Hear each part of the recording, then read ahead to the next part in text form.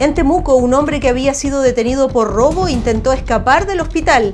Saltó al vacío desde el techo y salvó su vida porque cayó sobre un árbol. Fue detenido nuevamente por carabineros. Le costó caro. La Corte Suprema le pidió la renuncia como vocera a la ministra Ángela Vivanco después de una entrevista en que afirmó que las ISAPRES deben devolver los dineros que cobraron de más solo a los afiliados que acudieron a la justicia.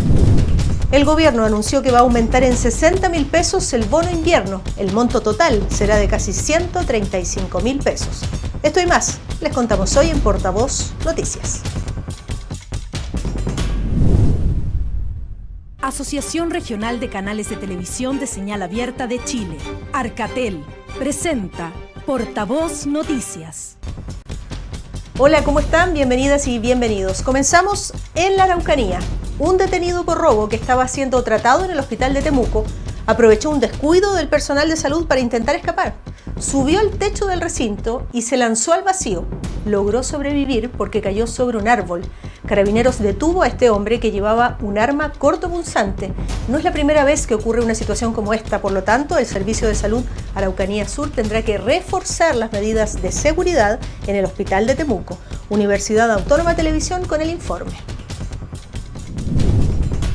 El último incidente ocurrió en la unidad de evaluación de personas imputadas cuando un hombre que está en evaluación psiquiátrica después de cometer un delito de robo con intimidación destruyó su cama y con un fierro rompió la ventana de la habitación. El personal de salud no lo pudo contener y el imputado subió al techo del inmueble de 2 pisos. Exigía que lo visitara su familia que reside en Laja, región del Biobío. La situación de emergencia obligó a actuar al golpe de carabineros y bomberos. Esta medida cautelar se le impuso y se tenía que evaluar sus condiciones psiquiátricas, si es que estaba en normal estado o no. Y es en este momento cuando la persona rompe un vidrio de su pieza, rompe los barrotes y se posiciona en el techo de esta unidad con la intención o amenazando de tirarse y atentar contra su vida. Bomberos no pudo trabajar de una primera intervención ya que la persona también amenazaba con lanzarse al vacío. Se esperó la llegada de carabineros, se evaluó en conjunto con carabineros la mejor intervención que se pudiese realizar a la espera del personal de GOPE y en conjunto con carabineros se pudo lograr, ¿no es cierto?, el rescate. El imputado fue detenido y su caso se tramita en el Tribunal de Garantía de Laja. En paralelo a la vista policial y penal, el Servicio de Salud Araucanía Sur confirmó que se reforzarán las medidas de seguridad en la unidad de psiquiatría para proteger a los pacientes y al personal de salud. El gobierno anunció que el bono invierno va a aumentar en 60.000 pesos. Si el Congreso aprueba la iniciativa, el monto total será de casi 135.000 pesos para los adultos mayores y los pensionados. Francisco Arregada nos informa. El bono invierno podría aumentar. En el mes de mayo, 1.600.000 personas recibieron 74.767 pesos. Durante su cuenta pública, el presidente Boric anunció la intención de sumar 60.000 pesos más. El proyecto ingresó a la Cámara de Diputados y en caso de contar con la aprobación del Congreso, se pagará de inmediato. Cuando los parlamentarios y parlamentarias nos plantearon la necesidad de aumentar el bono invierno justamente para hacerse cargo de las necesidades que tienen las personas mayores en los momentos más duros, para poder costear medicamentos, calefacción, abrigo, dijimos hagamos un esfuerzo, busquemos cómo hacer un esfuerzo. Confío en que este proyecto va a ser tramitado con rapidez por el Congreso. Yo creo que nadie se podría oponer a algo de estas características que va en directa ayuda a las personas mayores. ¿Quiénes van a recibir este apoyo? Los mayores de 65 años con pensiones menores a 201.671 pesos, quienes reciben la pensión garantizada universal y los pensionados del IPS, las cajas de previsión, AFPs o compañías de seguros. Además, el mandatario insistió en la necesidad de llegar pronto a un acuerdo en la reforma de pensiones. Mejoremos el proyecto que presentamos, no tenemos ningún problema. Acá no hay trancas ideológicas. De lo que se trata es que ustedes, las personas mayores de Chile, puedan tener mejores pensiones y tener una vejez digna, como se merecen después del trabajo que le han hecho, que le han dado a nuestro país. Muy temprano, el gobierno retomó las conversaciones por un nuevo pacto fiscal. El ministro de Hacienda se reunió con los empresarios agrupados en la Confederación de la Producción y el Comercio para discutir el proyecto de reforma tributaria que ingresará al Congreso en julio. Encontramos una muy buena recepción a ese esquema.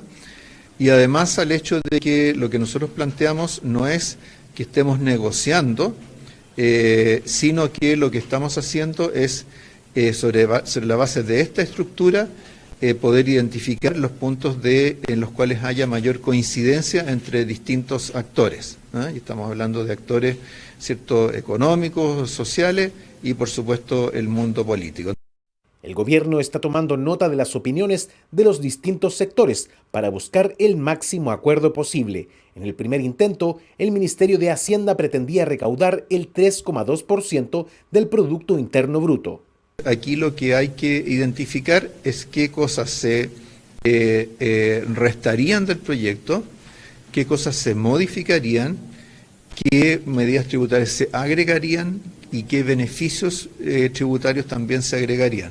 Y además se habló, ¿cierto?, en el caso particular de las pymes, tener como un balance del conjunto de medidas que afectan particularmente a ese sector. Nosotros le planteamos al ministro nuestras inquietudes, por ejemplo, respecto al crecimiento económico, por ejemplo, respecto a la informalidad, temas que ya habíamos abordado, temas de ambiente para hacer negocios en Chile de tal forma que podamos generar una instancia de crecimiento e inversión que realmente nos ayude a salir de donde estamos hoy día. En este nuevo intento por concretar una reforma tributaria, la meta del gobierno es recaudar cerca del 2% del PIB y restan solo 0,4% para alcanzar esa cifra. El ministro de Hacienda y la Confederación de la Producción y el Comercio se van a reunir nuevamente para analizar las observaciones al proyecto. Los jueces hablan a través de sus sentencias. Es una antigua frase conocida en el ámbito del derecho. Y a la ministra Ángela Vivanco le costó caro el error. Trascendió que la Corte Suprema le ha pedido que renuncie a su cargo de vocera, luego de una entrevista del fin de semana en que entregó su propia interpretación del fallo del máximo tribunal del país. Dijo que la millonaria deuda de las ISAPRES es solo con aquellos afiliados que acudieron a los tribunales para reclamar por los cobros excesivos en sus planes de salud, y no para todos, como estableció la sentencia de diciembre del año pasado.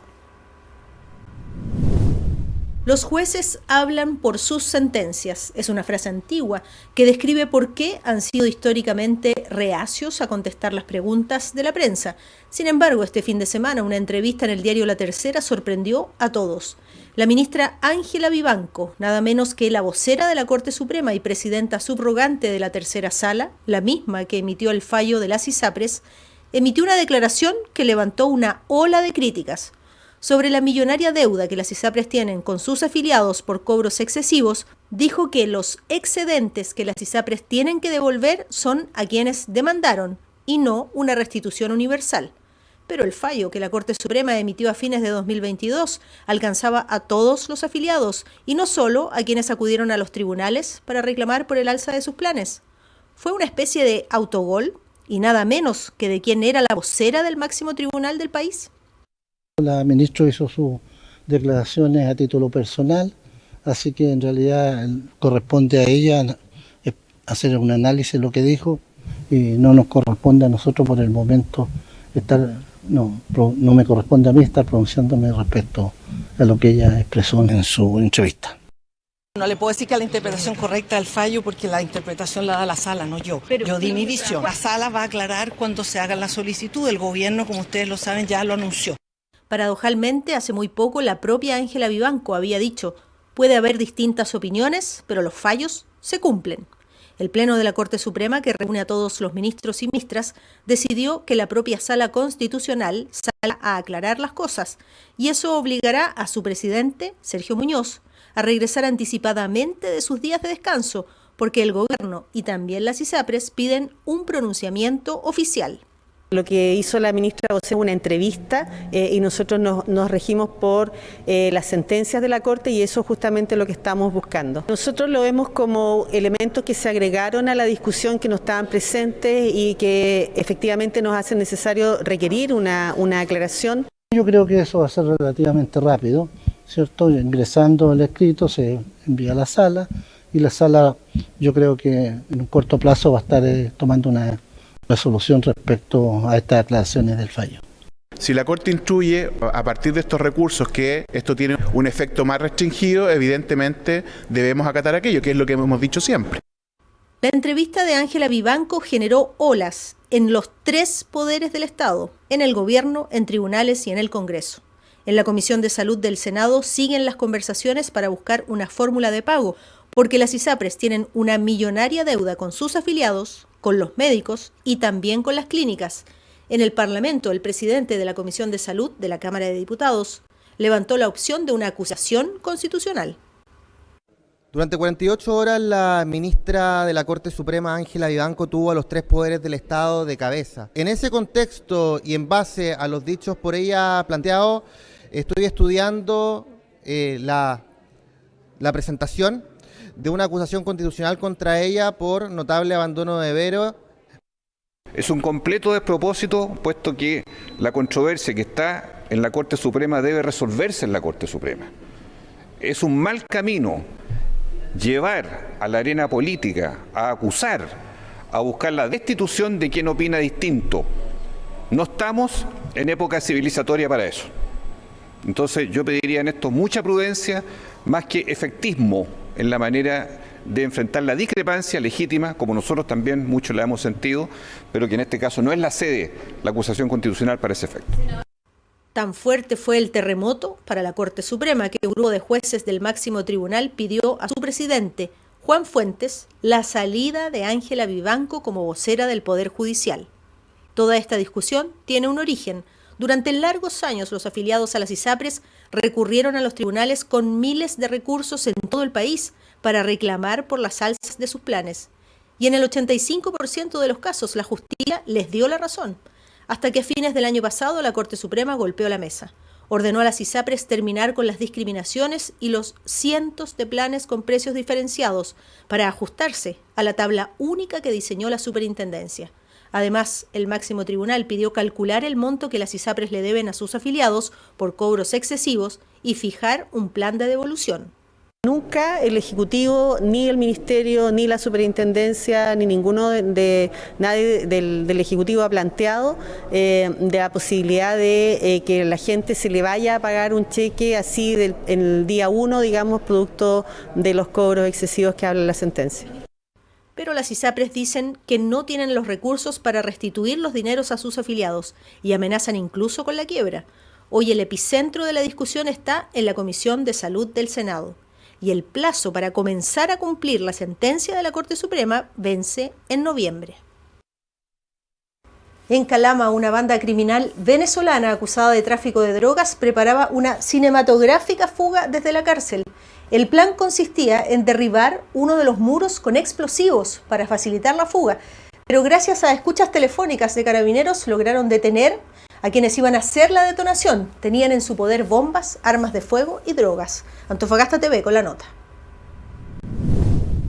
La Fiscalía de Calama investiga junto a secciones especializadas de carabineros el origen y el posible uso de los materiales explosivos descubiertos en poder de 2 ciudadanos venezolanos, un hombre y una mujer, detenidos el viernes 26 de mayo y formalizados el 30 del mismo mes por el Ministerio Público. Dichos elementos serían utilizados contra uno de los módulos de la cárcel de Calama. Fue el antecedente primero que nosotros recibimos. Obviamente, por la gravedad del hecho, lo mantuvimos con todas las reservas del caso, informamos a Gendarmería, continuamos coordinándonos con Carabineros, solicitamos algunas medidas intrusivas al juzgado de garantía que requieren autorización, como son interceptaciones de teléfono y otros elementos. Escuchas y seguimientos como interceptaciones telefónicas, georreferenciación de celulares y vigilancias discretas finalmente terminaron con los 2 extranjeros en prisión preventiva, en un caso que se manejó con el más absoluto sigilo para indagar las motivaciones, vínculos y planes de los imputados. Son parte de la investigación los detalles de cómo se generó la dinámica de trabajo de estos individuos, de dónde obtuvieron estos explosivos, así como los otros elementos que se encontraban, droga y armas obviamente adaptadas o armas para la comisión de distintos delitos. 2 viviendas fueron allanadas y recuperados armamento, munición, droga, pesas digitales, dinero y teléfonos celulares. Junto con lo anterior, se incautaron 5 emulsiones explosivas marca Emulnor 3000, para lo cual existen serios indicios de que uno de los planes era realizar un rescate desde la cárcel de la ciudad. Que sean sanciones ejemplificadoras y que estén fuera de nuestra ciudad. Estos crímenes, estos líderes del crimen que estén fuera de nuestra ciudad. Estas personas que hacen delitos y que vulneran a la ciudadanía que quiere salir adelante, que estén fuera de nuestra ciudad.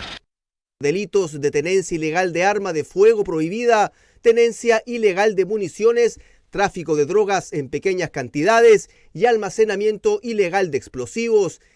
Ambos en prisión preventiva por representar un peligro para la sociedad.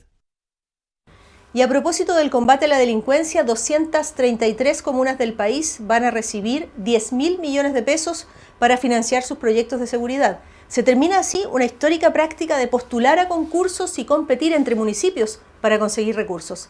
El Sistema Nacional de Seguridad Municipal va a llegar a todas las comunas del país, pero va a avanzar por etapas y los municipios que faltan van a recibir financiamiento en enero del próximo año. Entre las comunas que van a tener nuevos recursos ahora están Arica, Antofagasta, Valparaíso, Concepción y Temuco. El ranking completo se puede revisar en el sitio web www.seguridadpublica.cl. Podrán encontrar el ranking de todas las comunas del país que están rankeadas en base a un índice de vulnerabilidad sociodelictual, pero también podrán ver ya el monto de financiamiento de este primer financiamiento. Esperamos que ya en aproximadamente 60 días más podamos hacer una segunda inyección de recursos muy significativa y ya también para el mes de enero tenemos comprometidos 5.000 millones más para inyectar a este sistema y que estos recursos lleguen a los municipios justamente para que los alcaldes y alcaldesas puedan comprar indumentaria de protección a los funcionarios municipales. Hacemos la pausa y regresamos de inmediato, no se vayan. Cuidarse siempre es mejor de dos. Por eso nos anticipamos y nos vacunamos contra la influenza y el COVID-19. ¡El dúo dinámico! 2 vacunas en un mismo día si le corresponde. Una en cada brazo. Vacúnate, en especial si perteneces a algún grupo de riesgo. ¿Vamos? Vamos. Vacúnate con la dupla ahora y previene la influenza y el COVID-19. Infórmate del proceso de vacunación en minsal.cl. Yo me vacuno con la dupla. Ministerio de Salud, Gobierno de Chile. Presentes por un mejor futuro. Somos las regiones, porque acompañamos el día a día. Celebramos las tradiciones, siempre atentos a las principales necesidades y pendientes del cumplimiento de todas las promesas. En Portavoz Noticias, somos las regiones. Somos las regiones. Somos las regiones. Somos las regiones.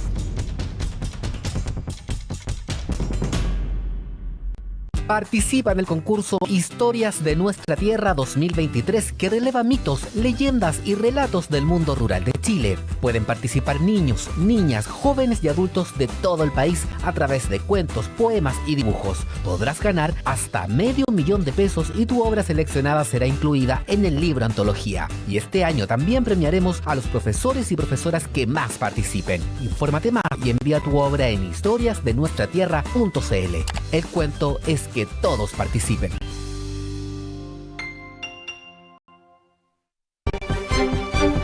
Los recursos y las características de cada territorio marcan el tipo de delitos en cada zona. En los lagos, las bandas criminales apuntan a la industria forestal y de los salmones. El subsecretario del Interior, Manuel Monsalve, encabezó el Consejo contra el Crimen Organizado en Puerto Montt para evaluar las estrategias para combatir los delitos. Vértice TV con esta nota. En su reciente visita a Puerto Montt, el subsecretario del Interior, Manuel Monsalve, participó en la sesión del Consejo contra el Crimen Organizado, analizando una serie de factores que inciden en que organizaciones criminales operen en las comunas de la región de los lagos, con factores dados principalmente por los índices de ruralidad y de recursos territoriales, como por ejemplo la industria de la salmonicultura y las bandas que se dedican a la venta ilegal y extracción de estas especies. Estamos fortaleciendo las instituciones. Y eso significa que los 65.000 millones de pesos que fueron colocados en el presupuesto de la Nación del año 2023 son recursos que van traspasados a Carabineros, a la Policía de Investigación, a aduanas, por ejemplo, para que aduana adquiera camiones o portales escáner para poder tener mejor capacidad de fiscalización en la frontera ante el eventual ingreso de drogas o el eventual ingreso de armas. Lo que le interesa a la gente es que el Estado trabaje para que durante el transcurso de este año ojalá disminuyamos la cantidad de homicidios. Y para eso hay 4 estrategias que contempla el Plan Calles sin Violencia. Uno de ellos, que es muy importante, tiene que ver con la persecución penal. Y esto tiene que ver con fortalecer las capacidades del Estado para que cuando hay un homicidio, efectivamente el Estado cuente con las capacidades humanas y técnicas para determinar el responsable de ese homicidio. La autoridad insistió en que el gobierno continuará con las coordinaciones necesarias para generar acciones que detengan el notorio incremento que han tenido los delitos violentos en el territorio, como el penoso auge de las organizaciones criminales. En agosto de 2021 comenzó en todo el país el programa de familias de acogida especializada, cuyo objetivo es entregarles un hogar a los niños, niñas y adolescentes que han tenido que ser alejados de sus familias por vulneraciones de sus derechos. En el Maule las postulaciones están abiertas a aquellas familias que quieran entregar acogida. ¿Cuáles son los requisitos? TV5 de Linares nos explica. El sistema Familia de Acogida Especializada, FAE, atiende a niños y adolescentes separados de sus familias por vulneraciones a sus derechos, con el propósito de brindarles un hogar que los proteja y los atienda para que crezcan y se desarrollen. Estamos ubicados acá en Linares, cubrimos toda la provincia. Somos un organismo colaborador del Servicio Mejor Niñez y lo que hacemos es brindar atención a niños, niñas y adolescentes en situaciones de vulneración de derechos y que han debido ser separados de su familia de origen y reubicados en un contexto de acogimiento familiar. Hay muchas familias que están en condiciones de acoger a niños, niñas o adolescentes que viven en condiciones adversas.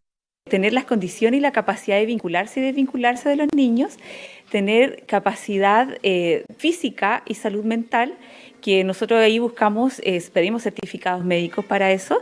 Necesitamos también familias que tengan solvencia económica para cubrir las necesidades básicas y además que tengan las condiciones habitacionales para recibir a un niño o niña adolescente en su hogar. ¿Cuáles son los requisitos para ser una familia de acogida y poder sentir la satisfacción de ayudar? El Tribunal de Familia solicita nuestro programa alguna familia que tenga las condiciones para acoger determinado niño. Y nosotros, de acuerdo al perfil de la familia que ha postulado, le presentamos al tribunal el lugar donde vive esta familia, las competencias que tiene, los espacios, y de ahí se hace el enlace entre el Tribunal de Familia, el programa y la familia que ha postulado y que va a ser familia acogida. La acogida es un trabajo de la sociedad para ayudar a niños, niñas o adolescentes que necesiten un apoyo físico y mental para que se incorporen a la sociedad en forma sana y con deseos de ser autovalentes e incluso apoyar a otros. El domingo 17 de diciembre se va a desarrollar el plebiscito para aprobar o rechazar la propuesta de constitución. Y el voto es obligatorio. Por eso es importante actualizar el domicilio electoral a tiempo, para que cada persona pueda votar en el local más cercano a su casa. Así que atención, porque el CERVEL ya abrió el proceso para realizar los cambios de domicilio electoral y el plazo vence el 29 de julio. Nos informa Contivisión. Comenzó nuevamente el proceso de cambio de domicilio electoral de cara a las elecciones del próximo 17 de diciembre, correspondiente al plebiscito de salida, donde los electores deberán votar apruebo o rechazo a la nueva propuesta de constitución. Actualizar el domicilio electoral permite georreferenciar a las personas y designarlas al local de votación más cercano al lugar donde vive. Ya desde el 1 de junio empezó a correr el plazo para que todos los electores puedan primero revisar en la página web del Servicio Electoral sus datos electorales, a efectos que si el domicilio electoral que tienen registrado allí no es el que actualmente tienen, lo cambien. Si está con algún error, lo corrijan, porque en base a ese domicilio electoral es la asignación que el Servicio Electoral les hace del local de votación. Y este plazo se extiende hasta el 29 de julio próximo, de tal manera que es corto el periodo de tiempo que existe para que se haga este trámite. Al momento del último proceso eleccionario, cerca de un 70% del padrón ya estaba actualizado. Sí, me cambié en el colegio Prosperidad y yo vivo acá en Población CCU. Me cambiaron a la Escuela Edén, súper cerca. Hace 4 años me cambié porque yo vengo de Santiago, llegué a Talca y ahí me cambié yo. Y me dio una elección relativamente cerca a la dirección donde yo vivo.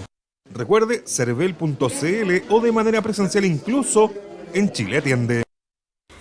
El proceso de traspaso de la educación municipal a los servicios locales de educación pública sigue avanzando. En la provincia de San Felipe debe concretarse el año 2026 y BTV2 nos va a explicar cómo avanza este traspaso. El Servicio Local de Educación Pública se prepara para su entrada en funcionamiento en la provincia de San Felipe en el año 2026. Los alcaldes de las 6 comunas han seleccionado a sus 2 representantes. Desempeñarán un papel fundamental como miembros del comité asesor y fiscalizador. Los elegidos para asumir el desafío fueron las profesoras de Panquehue, Mafalda Lucero, y de San Felipe, María Teresa Urbina. Cualquier información que uno requiera directamente del SLEP, vamos a poder contar con este comité que va a sesionar al menos 8 veces al año en los meses entre marzo y diciembre. Para nosotros era importante elegir 2 representantes que estuvieran en este comité local de educación que va a instaurarse en todo este proceso que significa un traspaso de la educación hacia una nueva entidad que es muy importante que cuente con todo el respaldo de las 6 comunas. Y los 6 alcaldes elegimos ya a quienes nos van a representar.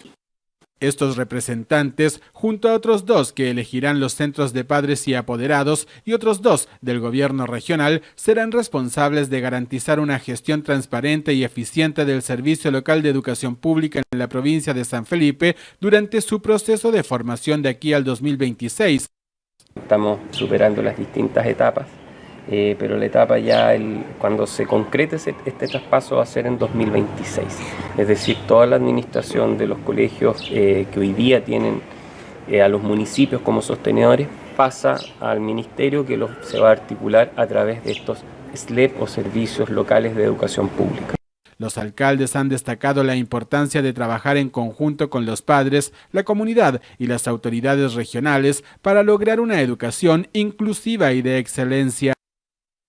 En Punta Arenas, la ministra de Bienes Nacionales firmó la restitución de terrenos del Regimiento Pudeto.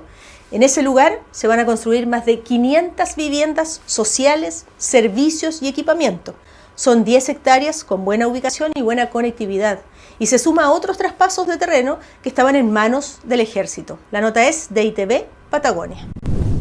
Se concretó el traspaso de 10 hectáreas de los 6 terrenos del Regimiento Pudeto, en donde se construirán alrededor de 500 viviendas.